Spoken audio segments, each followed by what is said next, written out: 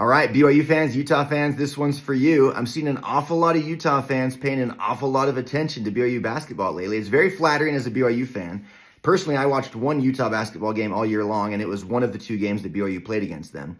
But anyway, something I'm seeing only from Utah fans, by the way, including a couple of my friends who will remain unnamed, but they know who they are, is that BYU's horrible coaching and horrible defense is the reason that Alabama had a record-breaking three-point shooting night. So Alabama made 25 out of 51 threes strictly because Kevin Young is a bad coach and strictly because BYU didn't go over the top of screens or whatever. Forced them to drive. If you watched the game, Alabama played tremendous. My hat comes off to them, literally and figuratively. Alabama shot the lights out. The entire team from all over, all night long. Transition threes, super deep threes, incredible ball movement to get the ball to the open man threes, offensive rebounds, kick out, kind of broken play, busted play threes. They were on fire from everywhere. I'll go ahead and give you that a few of the threes could have been better defended because that's just the case in any basketball game. And BYU is not a tremendous defensive team. They're an offensive team, fast-paced, kind of NBA style. So that's expected. That was the game plan. Alabama runs a similar offense, actually.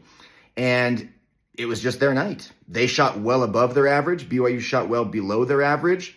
Both teams had open looks. Some teams, Alabama made all theirs. BYU didn't. Alabama was hitting from all over the place.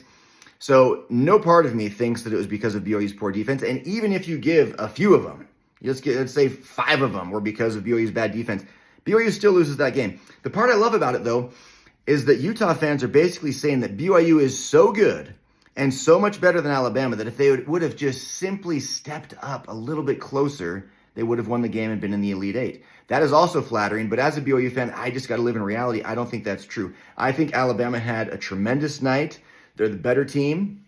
They won. They're moving on. I think they're going to lose to Duke, but I do love that Utah fans get caught in their own little game of either admitting that BYU is so good that they would have beat Alabama if they would have just simply taken a step forward and made it a little bit more difficult to shoot the three, or they have to admit that Alabama had a historic record-breaking night that would have beaten any team in the country.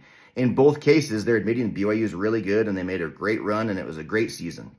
As far as the Rose Bowl jokes go and the Sweet 16 jokes go, I didn't watch any of the Rose Bowl games, literally not one of them that Utah was in. I think they were in 2, and I didn't watch either one. I know they lost both of them, but thank you for watching the Sweet 16 game. Again, flattering. The difference is we were still fighting for a championship. The Rose Bowl games, you were already out of the playoffs. Big difference.